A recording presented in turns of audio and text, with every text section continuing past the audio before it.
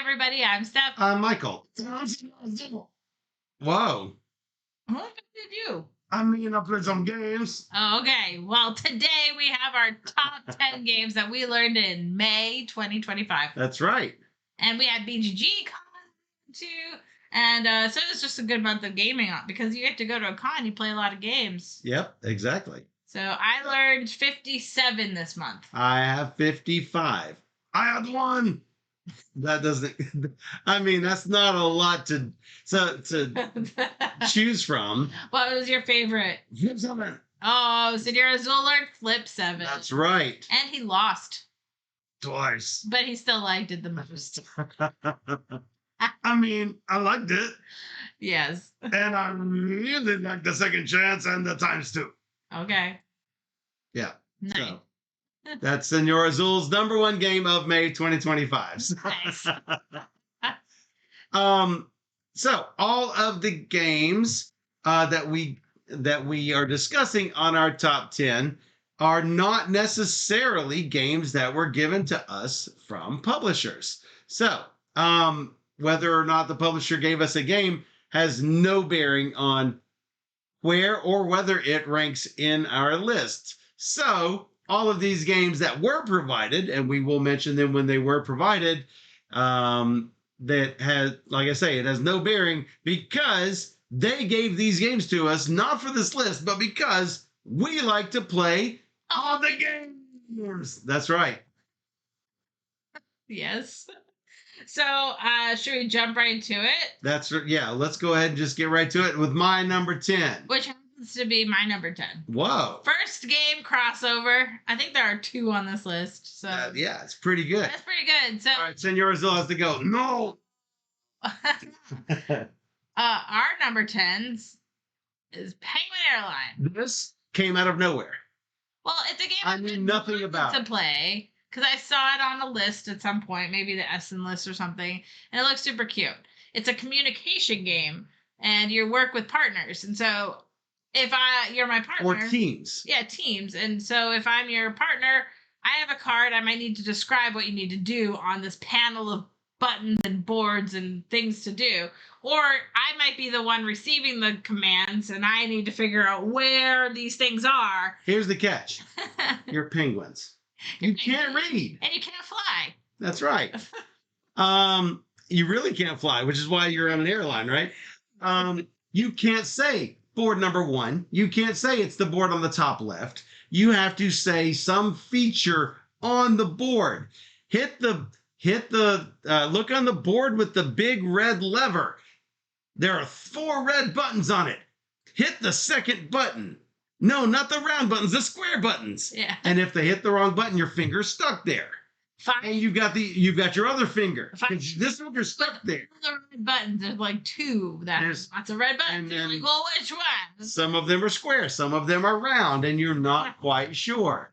And so if you put a second finger down, then they're both stuck there and you crash. You're also timed. You have 30 seconds. If you get a task correct, then you have the ability, as the person maneuvering the board, to flip the timer for every time that you've gotten a task right. But you don't want to flip it too early. You want to flip it when it's at like 1 second. The cool thing is there's an app that you can use instead of an actual timer because no one can look at the timer and pay attention to the board. Now, the number's counting down. That's easier to deal with than looking at the sand. So that's good, yeah. So that's really good. Yeah. And you're going to get a number of points equal. Well, if you can get all 5 correct, you're going to get a bonus. Right. Or, it's super cool how that works. Yeah. So, yeah. And first team to a number of points wins. And like I said, this came out of nowhere for me. Didn't know a thing about it. And we were laughing. So. It was fun. It was a lot of fun. And this is from Pero Loco Games. That's right. My number 9. Uh-huh. Right as I've got a sneeze coming on. Oh, wow. Okay. Well, you should do that because I'm still finding the game. Oh, not on the B. I didn't do it. I did it this way. Ah. You. So my number 9 is from Grand Gamers Guild and Zolox Games. It is called The Fog Escape from Paradise. We have the deluxe edition right here. I knew that we had this game that we needed to play. So we went ahead and played the copy that was in the BGG library so we could get a little boost on getting these games brought to y'all. And I thought it was rather fun to play. I love the theme. Do too. There are a bunch of people on this island. And each of the islanders has a special skill that they have. They might be able to jump over another islander or squeeze between two other obstacles or jump over an obstacle like a rock or a bush or whatever. Or there are some islanders that are good at pushing other islanders along a path. And so in that way, it's a little bit abstract. But the cool part is the fog is chasing you. You've got a certain number of movement points that you can spend or action points. And once you're done, then the other players are going to take their turn and then the fog will advance. And then we all take a turn and the fog will advance. And we all take a turn and the fog will advance. While it is abstract, you just have so many people you're trying to save that it doesn't feel overwhelmingly abstract because you're just trying. And that's why I like it. You're trying to do like optimal moves for each of your people if you can, and not to have everybody die in the fog. So the islanders know the fog is coming. They're trying to get to the boats. If they can get to the boats, then that's great. If they can get to the right color boat, there's a red, blue, and green boat. If you can get to the correct color boat, even better. If you can get to a boat and sit in the seat that was designed for you, if you're a rower or a leader or whatever you are, if you can sit in the right seat, you will get even more. I think you have to sit in the right seat, but it's better if you're on the correct color boat. There are also these spots in the back that anyone can sit in, but you're not going to get a lot of points for them. I was surprised by this because I did not know what to expect from this game. Either. Started setting up, I'm like, oh gosh. The setup is kind of a bear.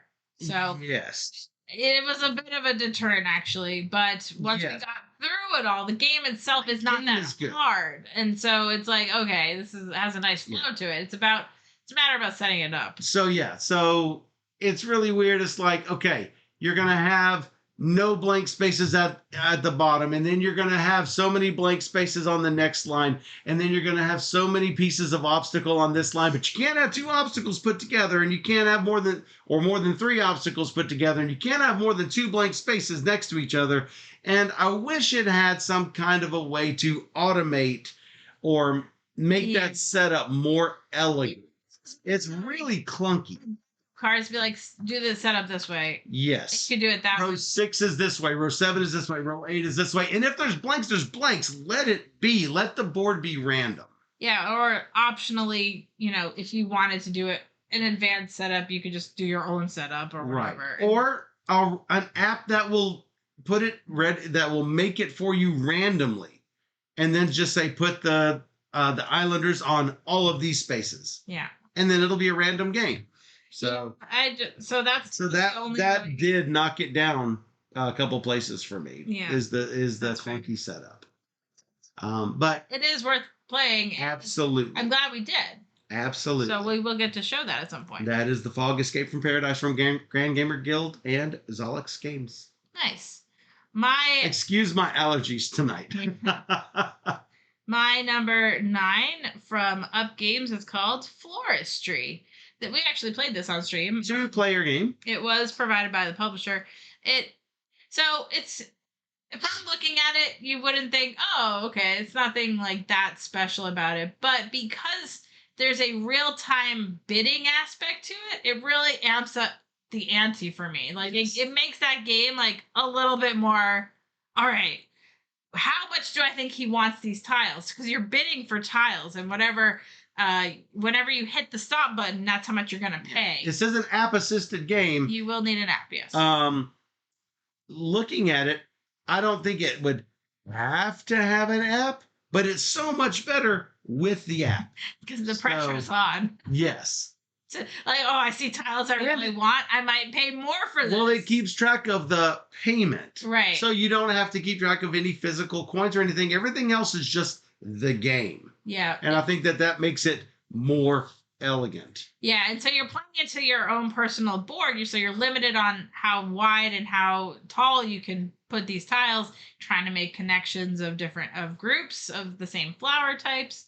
And so it's just a really nice little like tile laying game, but the bidding element of the game is very clever. It's very clever. So I gotta give it props for that. So it's like a reverse Dutch auction. Everything starts at 5 and then goes to 4, then goes to 3. Yep. And when are you going to pull the trigger? That's the question. That's right. So for being a very quick game, I think it's worthy of.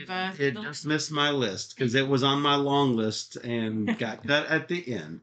Okay, well, it's really cool. I like Florestry from Up Games. Yep. Oh, and just in case it wasn't clear, Fog was indeed provided by the publisher. Yes. I pointed to it. I did not specifically say, but I guess I probably should have. Yeah. My number 8 was a game we played at BGG Con. Yeah. We don't have any connection to the IP at all, but it is Mistborn, the deck building game. I understand there are other Mistborn games. Yeah, but we've never played them. Didn't know. This is from Brotherwise Games.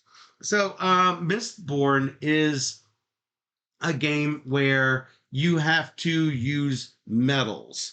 You can fire one metal per turn, one of each type. You can also flare metals, which means that you can consume them and they will be permanently used on your display until you find a way to recharge them again. Anyway, there's 8 different elements, and for some people, I think that might be too many different currencies, and by some people I mean Steph. It's too many. And it's way too many. That said, not only can you burn the metals that you have in front of you, you can also use cards to consume them for their metal and not for what it says on the card. I love dual use cards, and this game has those. I do worry a little bit about some of the balance issues where some of the elements seem to be clearly better than others. However, I did have an enjoyable time playing it. Ultimately, it reminds me a lot of Star Realms because you can have allies, which in Star Realms are bases. They stay in front of you, and in some cases, they must be attacked first before they can attack the player. I think we start off with somewhere between 36 and 40 life, I believe. And we're basically targeting each other with the damage. With 3 and 4 players, you have this method called targeting, which has a little bit of King of Tokyo feel, where if Steph has the target, I have to send all of my damage to her, and James has to send all of his damage to her, and Susan has to send all of her damage to her. But when Steph's turn comes around, if she still has the targeting token, which she could have gotten rid of after my attack, or James's attack, or Susan's attack, but if she manages to hold on to it, any attack she does will affect all the players at the table, which is get a little bit of that King of Tokyo push your luck. So it's almost as if Star Realms and King of Tokyo had a little bit of a game baby or something. Yeah, so. If you're trying to collect one type of resource and their cards aren't coming out and they're coming out for you, it's just like, well, I can't go for what I want to do, so I have to do something else. That's why this game rates number 8 for me instead of a little bit higher. Is that really low for me? Oh my goodness. It's just too fiddly. I would always choose Star Realms 100% over. I understand. I understand the frustration. Choose to play this. I would definitely play it again for sure. But I did not have the same problems. Yeah. I like the variety that it has. Sometimes Star Realms games can sometimes feel samey because it's the same 4 factions over and over. But I do understand the concerns.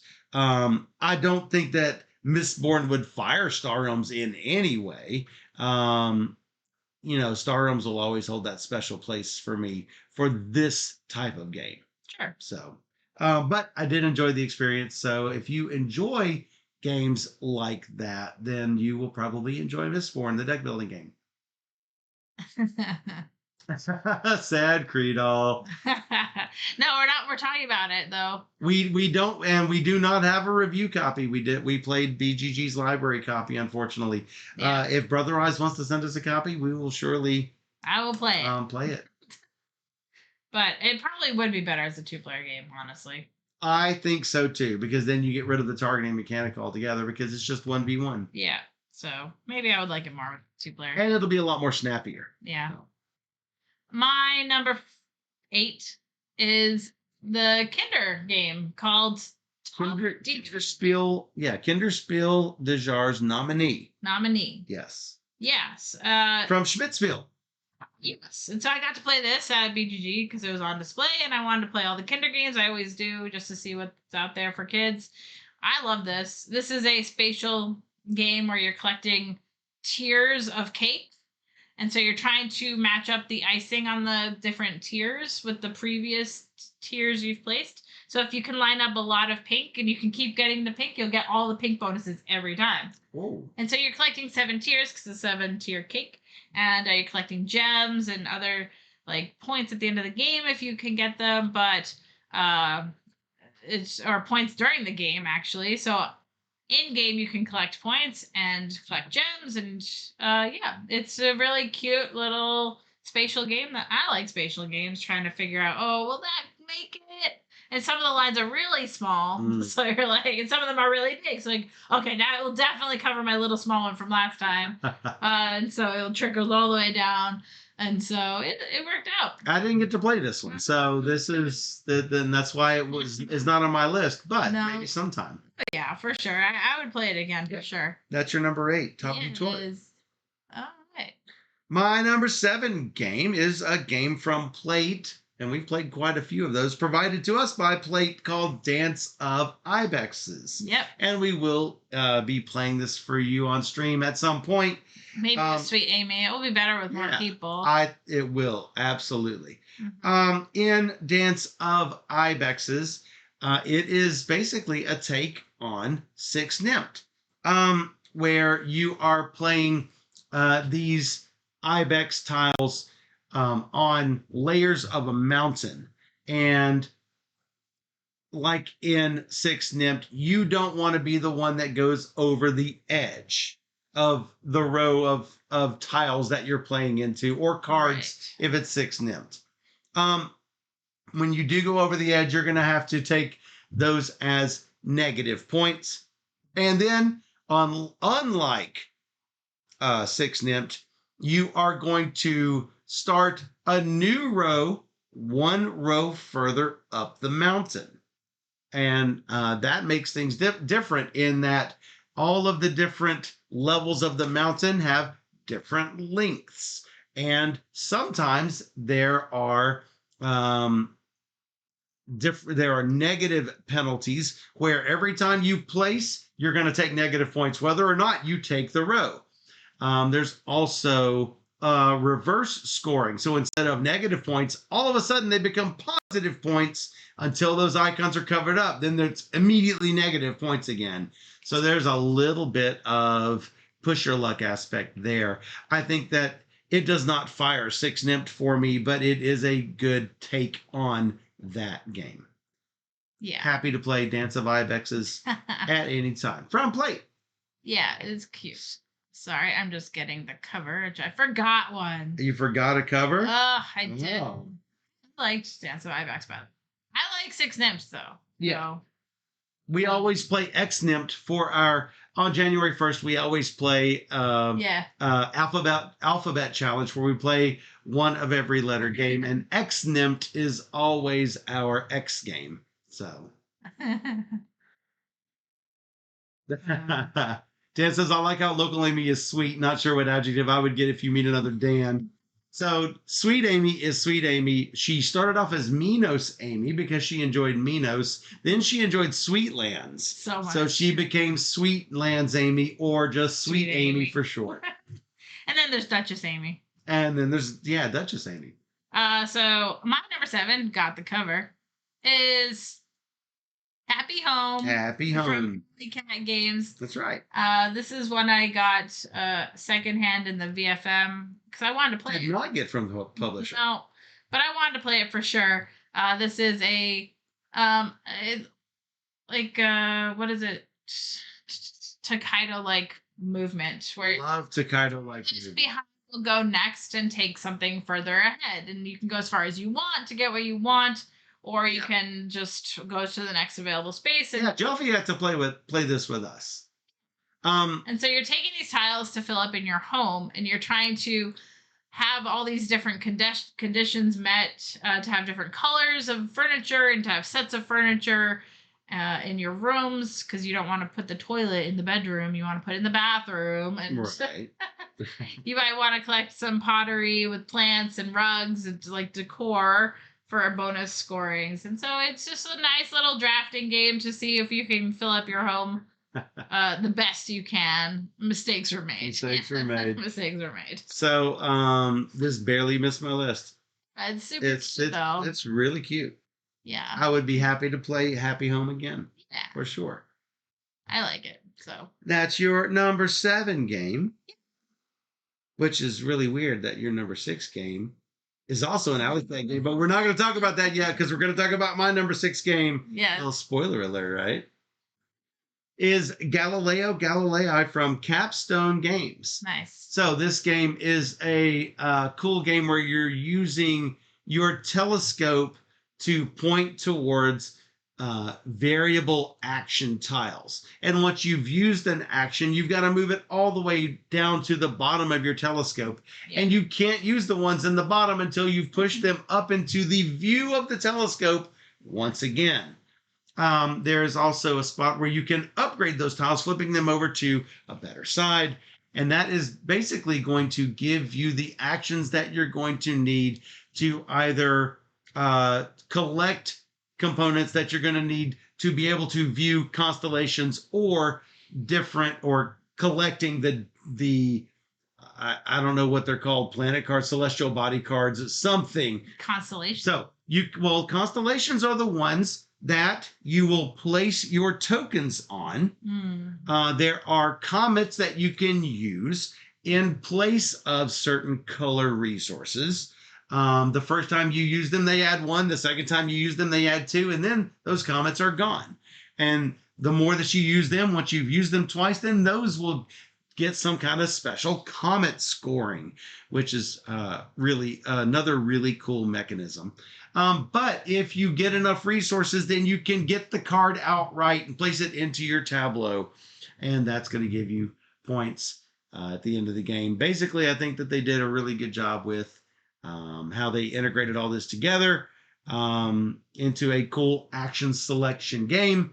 And you can also play the advanced game where each of the astronomers has a special power, and highly would recommend playing with those. We do not have a copy of this, unfortunately. This just missed my list. Made it number 11? I think it was. Oh, my goodness. It was either 11 or 13 or something. I don't know. This was a good month of games, I gotta say. It was. And so this one... We don't always say that. It had a few little issues I had with the game, which caused it to go a little bit lower. But otherwise, I really liked it. It's beautiful. It's coming from Capstone, so we might get a review copy in the future to show everybody, because I do like it and I would love to play it again. Yeah, I'm not sure whether everything is balanced well. The thing that kept this from going higher on my list was the fact that it felt to me to be just really short. I couldn't build up on anything that I really wanted to do. My astronomer was good with adjusting the Inquisition track, Hey, Mega Shub, rating with a party of 3. How you doing? Welcome What were you in. playing? So every time you do certain scientific things, you will go down on this Inquisition track. And if you go down far enough, then the Inquisitors are going to visit, and at some point you will convince them that you're okay, and you'll start gaining points, or you won't convince them you're okay, and you'll start losing not just Inquisition points, but then victory points. So that's really bad. I could not get that engine going, and once I did get it going, the game was over, and it was a little quick for me.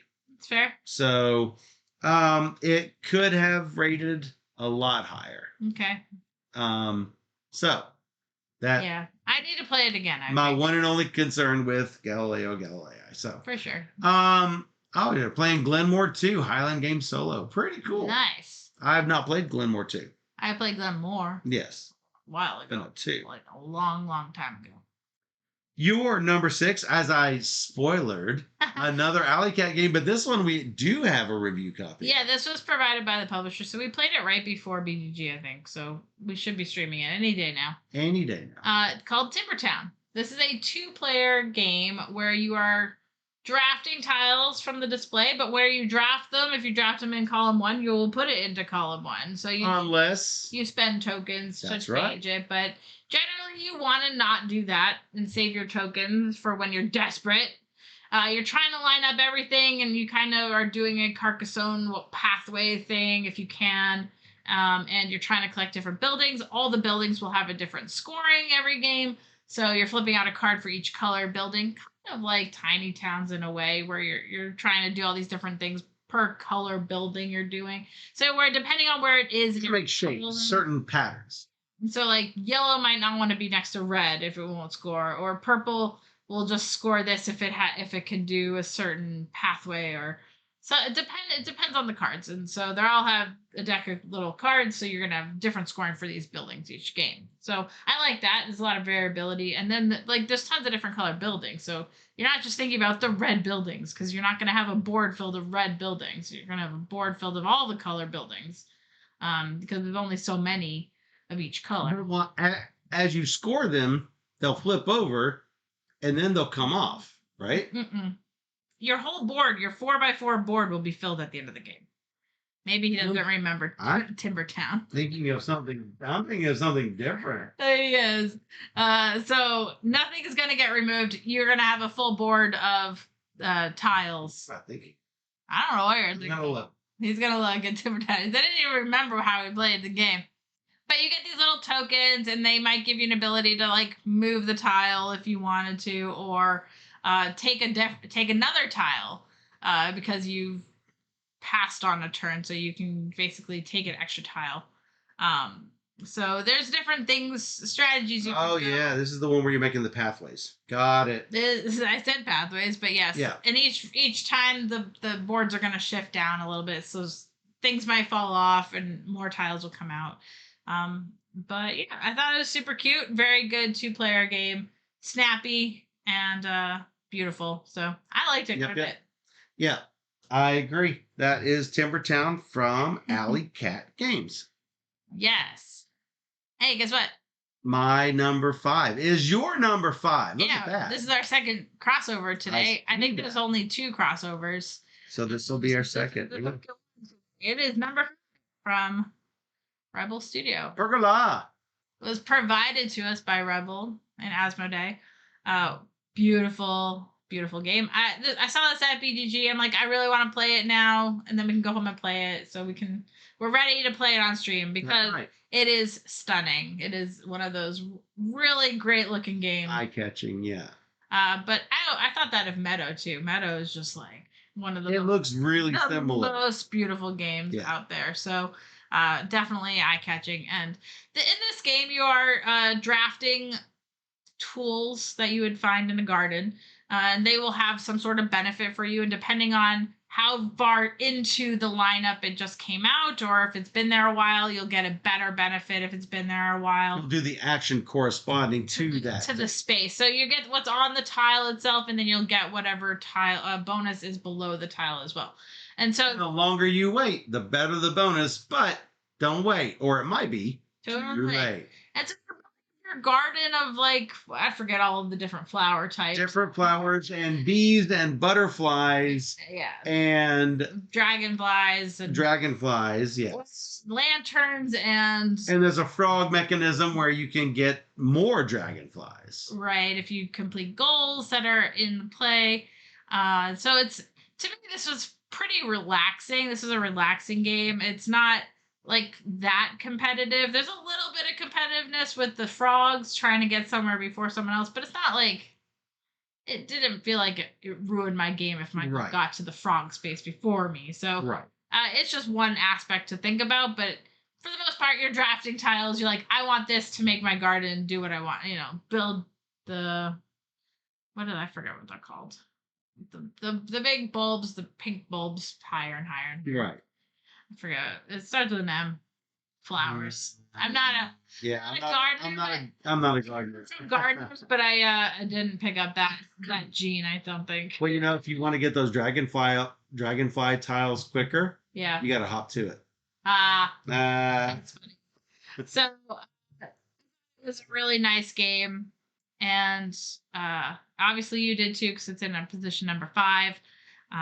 So definitely worth checking out. Absolutely. I still think I like Meadow more, and it doesn't really compare. They're very different games, but as far as gameplay, I think I like Meadow a little bit more. But this is still solid, and it offers a different feeling. So that was nice. Yep. And that's our number 5 pergola from Rebel Studio. Yeah, your number 4. My number 4 is also a surprise. Just missed my list. From Ludo Fun, it is Pisani, which is Ukrainian or Polish decoration of Easter eggs. Mm. So in Pisani, you are drafting these eggs and or flowers, and then you are placing them into your grid. Actually, I should say, first you are taking it from your grid and putting it up for offer, sort of Zularetto style, but not exactly, because you can't choose to put it into one bin or another. It's all coming out into your bin, basically. But you don't have to take your bin of eggs and flowers. You could take somebody else's. That's right. So when you take them, if you take them with 3 eggs and or flowers, 3 cards in your basket, they must go into your display as they are in the basket. If you had 2 eggs, you can make 1 move. And by 1 move, I mean you can take 1 card anywhere in your display and move it vertically, shifting everything else, or horizontally. If you only had 1 card, you can do 2 moves. And I really enjoyed the push and pull of, do I want the mobility or do I want certain cards?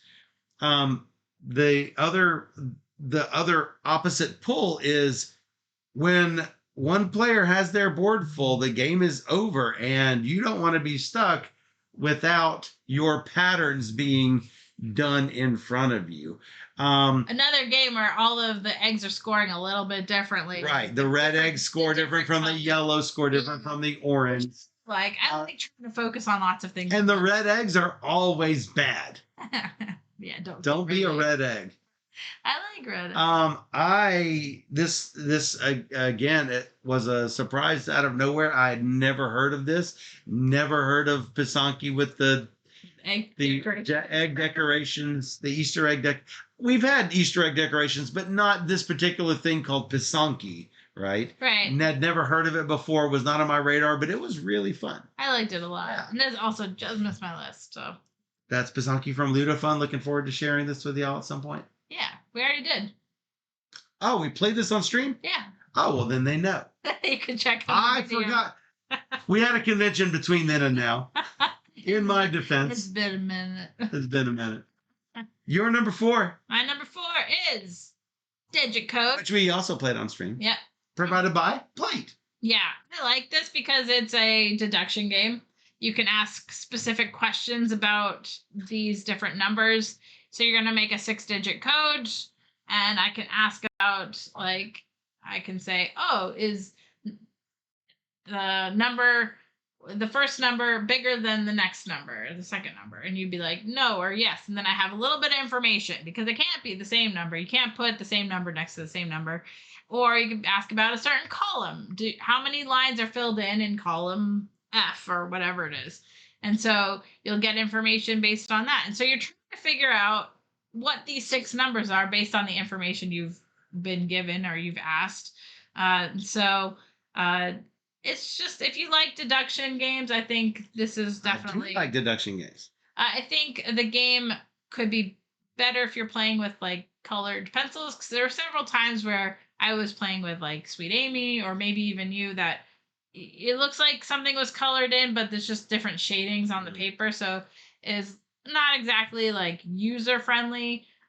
So I'm curious to see. I think it is on BGA, so I'm curious to see how that is implemented on there. And I bet that's pretty good. I gotta say, I was really hopeful for this. It fell flat for me. That's fair. There are clearly some numbers that are inferior to others that if you use them in your code, you will be revealed rather quickly. So, and you knew enough not to use those numbers. Oh, okay. So, whether it was by knowledge or by luck, you knew not to use them, and I was one turn behind you each time. And ultimately, at that point, it's just, did you randomly get it before I randomly get it? So, it just fell flat for me. And I love deduction games. I like it though. So that's why I made my list. That's right. Your number 4 is Digicode from Play. Yep. My number 3 is from our channel sponsor, All Play. And it is Alibis. Yeah. And we got to play this on stream and at BGGCon and a lot of other places. And ultimately, that's why it ranks so highly on my list, is because it is super versatile. Can play it with any number of players, it seems, where you can just have a blast with. If you enjoy games like Codenames, you're going to enjoy Alibis. So in Alibis, you are going to have some odd number of criminals in front of you. Each player is going to be dealt 2 of those criminal cards, and those are the ones that you have alibis for. A word is going to be turned up on each of these criminals, and you are going to, let's say you've got criminals 2 and 5. I need to come up with one word that will link cards 2 and 5 together, where I can say one word and you'll know exactly which criminals match with my word. If people guess that, that's great, because that will lower the heat. You've got a certain number of heat to get rid of in order so that you can win the game. You have to eliminate all of your heat. One of these criminals somebody doesn't have, and that's called the perpetrator. So I've got Steph's 2. I know what my 2 are. I know what James's 2 are. I know what Susan's 2 are. So that 9th one, that's got to be the perpetrator. So we're all going to come up with a word at the same time, reveal our words at the same time, and then score our points based on whether we knew what each other's criminals were and the perpetrator. And you try to remove the heat. It seems too easy to lose all the heat. I think they made the scoring a little bit easy. So what we do is when we get to 0 heat, we'll see how much farther we can go from that. We'll go into negative heat and see how cool we can make ourselves. Nice. That's Alibis from All Play. It's wonderful. Everybody check it out. That's right. My number 3 is The Fog, Escape from Paradise from Grand Gamers Guild and Zolox. Zolox Games. I really like this. Obviously, it made my number 3. I was surprised because it did not look like you were enjoying it. I like it. It was interesting. The beach and like, why are you doing that, Dr. Sign? Trying to be getting in your way. Oh my God, everything's in my way. But I like that the turn order kind of shifts, so you might get back-to-back chances to do things, and so you will absolutely get back-to-back chances. You will, yeah, and that can help your game a little bit by planning. I get 2 turns back-to-back, so I can do what I need to do. So I think it's clever. Yep. It's not. I don't think it's breaking any ground here, but I had a lot of fun playing it. So for me, I liked it. I agree. Made both of our lists. Yeah. That's The Fog from Grand Gamers Guild and Zolox. Yeah. My number 2 is not on your list. It's a bit surprising, I know. I am shocked. I know. I'm shocked. I think it was just missed the list. Like, there are so many. And I bet you on the second play, this will be higher on your list. It is Saltfjord from Aporta Games. Probably would be. We do not have a review copy. Santa Maria. Which this is a remake of. It's different. It's a little different. Yeah. And I've not played Santa Maria. Right. And I knew that this would be one that you really liked. So. Just because I know you will really like Santa Maria. Yes. So in Saltfjord, you are dice drafting. Yeah. If you draft a clear color die, you are then going to activate all of the spots on your board with that number, all of the spots in that column. If you draft an orange die, you're going to do everything in the row. And leaving that die on the last spot in that row or column, which means if I take, let's say, a number 2 and I go all the way to the bottom and I leave my die on that number 6 and then I do a horizontal number 6, that spot where the die is covered up. And I'm going to do those actions that I encounter. I might build, and when I build, I'm putting buildings into my grid village, which will give me more actions, which will let me do more things. You could possibly go fishing, at which point you are going to move your boat along. There are different technologies where you can advance, and the technologies might make your boat bigger, or might make you fish more efficiently, or might make you build a little bit more efficiently, where you don't have to have certain resources to build. I had a wood shortage my entire game.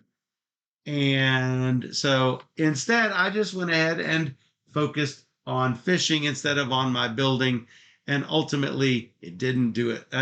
I was not able to win on fishing, but I gave it my best shot. The further out you go with the fishing, maybe the better things you're going to catch. And the more points you're going to get when you come back.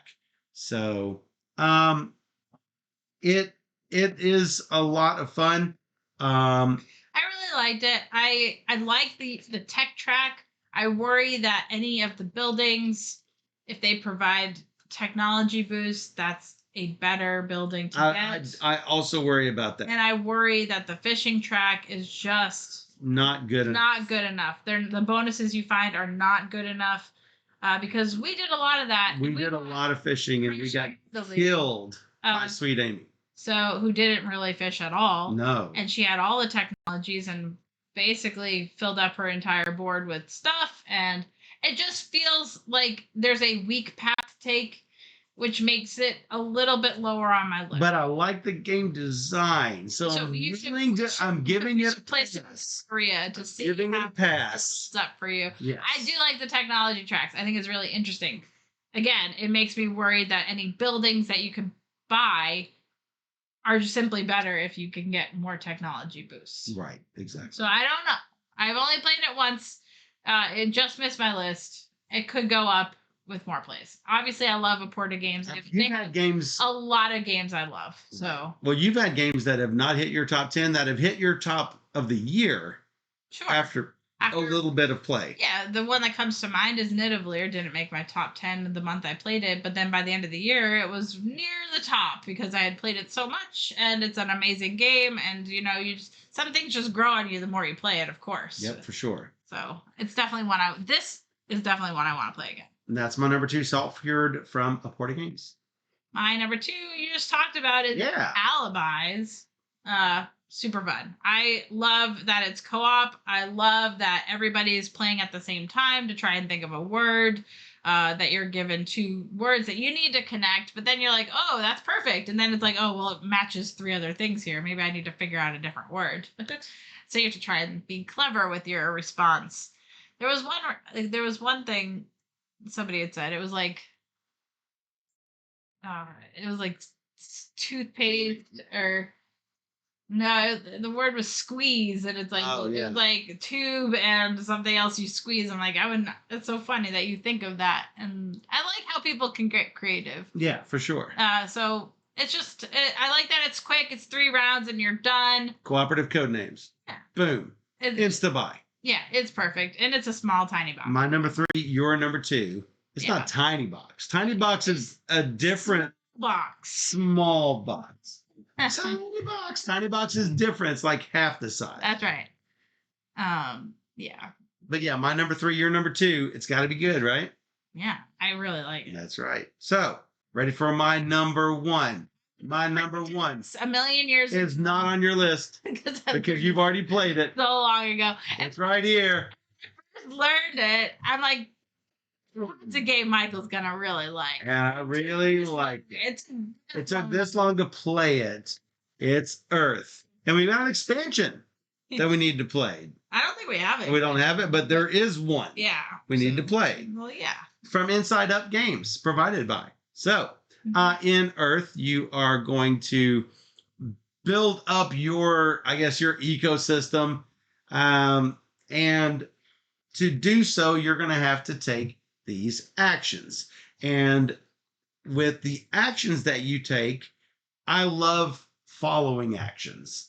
So if I take a compost action, I'm going to get the main compost action. Steph and everyone else at the table is going to get to follow with a lesser form of the compost action. So if you can sort of predict San Juan, Puerto Rico style, what everybody else is doing, or any of those other games where you have a following action. I love games like that. Love it, love it, love it. So as you knew, I was going to fall in love with Earth, and I did indeed. So you are going to be building trees on some spots. You're going to be putting flora out on some spaces with little green cubes. There may be victory conditions where you're trying to get so many of those cubes or not have any of those cubes at a certain time. Yeah, there was one where I was actively avoiding putting any trees out because I needed to have cards out with no trees, and then I put trees on them all. The cards that you build will give you more bonuses and more bonuses. So if you enjoy those stacking terraforming Mars style bonuses, then you're going to enjoy Earth. Dan says he did not like Earth very much. Too many ways to score points, no real way to assess which is best. Totally understand. I played it with but it is totally for me. And I played it with Shrey the first time. They both didn't like it. I liked it more than both of them. Wow. I liked the game, and I knew you would like it even more than me. So I'm glad that we were able to finally play. Number 1 on my list. I knew it would be. You knew it when we played it. Yeah, you knew it before we played it. And I like playing it in person because you can play it online, and it's fine online, but it's much more in your face. I've only played it the once, so looking forward to playing it again. Yeah. That's Earth by Inside Up Games. Yeah, nice. Your number 1 I have not played. No, I saw that it showed up on BGA. I'm like, Aldi, let's play. Matter of fact, you said I read the rules and everything. Wow, you never read the rules. The rules because I wanted to play it so badly. So the funny thing is, Steph said, Michael, you need to play this game. I'm like, what? And possibly spoil Earth as number 1? No, I can't do it. And so I'm going to play it this month. So this game showed up on BGA called The Lord of the Rings: Fate of the Fellowship. From Z-Man. I know, Jelfio, right? I saw it show up. I'm like, I have to play this game right now. And we do have a relationship with Z-Man. Hopefully we can. Oh, I'm gonna request. We're gonna request it. But right now it was not provided. But I will try to have it provided because you know what? When a game is this good, I actively showed up in my top 100. I have an ongoing list, and I'll eventually post the list. But as I'm playing games, the list is changing, and now I've started my top 100. It's in my top 100. I have started my top 100 list. So I played twice with Aldi. We lost twice, and then I played once solo, and I lost solo, and then I played again solo, and I finally won. It's very, very, very, very, very hard. It is a pandemic system type game, but it's very thematic to Lord of the Rings. You have to go on little let's say side quests, but you have to complete goals in an order-ish, and then you have to destroy the ring, right? Because that's the ultimate goal is to destroy the ring. I mean, you're not just wandering through the woods aimlessly. No. You have to do something. You got to do things. You got to complete the goals. And now online, there's only so many goals. Like, I think there's like one setup or something. And until that they get more maybe developed in the system, I don't know. But right now, there's the same setup that you're playing. And so it's always the same 3 goals. So you get better at it the more you play. Like, well, maybe I'll try this instead. Maybe I'll try that because you're still trying to do the same things. Mm-hmm. But when you're playing, if we have the game in front of us, there's like a deck of cards that you're shuffling and putting out for different goals in the games. Mm-hmm. So you're going to have different goals that you're going to need to figure out. I think that's great to have that different variety. But during the game, you are playing 2 characters. So I'm playing well, Frodo and Sam is 1 character. It's like a 1. It actually has 2 characters. It's 2, but it's 1. And then I might have Legolas or something. You might have Gimli and. Why do you get to have Legolas? Because them at the beginning of the game. It's fine. Well, what you can have Legolas. No, I know you like it. And so each character has their own special ability that you can use, but on your turn you're going to take 4 actions with 1 character and 1 action with the other character. Or if you're playing solo, you're going to individually. It's a different system for solo. It's very hard. But I like that you can choose who's doing what actions and you have to do all. So you're playing 2 characters and that they each have their own unique abilities that can help. Okay, thanks. Hobbits are only worth a half person. No. Equal representation for hobbits. Oh my goodness. The game is so hard. 1 hobbit, 1 action. And you don't want to use the ring, the I will turn to you, and then all these bad. So the event deck in Pandemic, right? Where you flip it out and then things. Yes. This is a Matt Leacock. This works differently because when you flip a card, depending on what the card type is, it's either going to be a top or bottom action. So it's either going to be moving troops or it's going to be deploying troops. And that's always going to be different a little bit. So when you shuffle the card, and even though it's the same card, it might be moving troops to these locations instead of deploying troops to these. So got it. And there's all these pathways that these troops are moving through, and you don't want to lose the town. You'll lose hope, and if you lose hope, well, despair. You're gonna love this game, Michael. Yes. I know it, and I'm so excited for this game. I'm desperate to get a copy. It's so good. So looking forward to it. This was hands down the easy pick for my game of the month. I'm very excited about it. That's right. So let's do a rundown of the top 10 for all of you who just fast forward to the end and you just want to know the top 10. That's right. My number 10, Penguin Airlines from Perro Loco Games. Number 9, The Fog, Escape from Paradise from Grand Gamers Guild and Zolux Games. Number 8, Mistborn, the deck building game from Brotherwise Games. Number 7, Dance of Ibexes from Plate. Number 6, Galileo Galilei from Capstone Games. Number 5, Pergola from Rebel Studio. Number 4, Pisani from Ludo Fun. Number 3, Alibis from Allplay. Number 2, Sulfjord from Aporta Games. And number 1, Earth from Inside Up Games.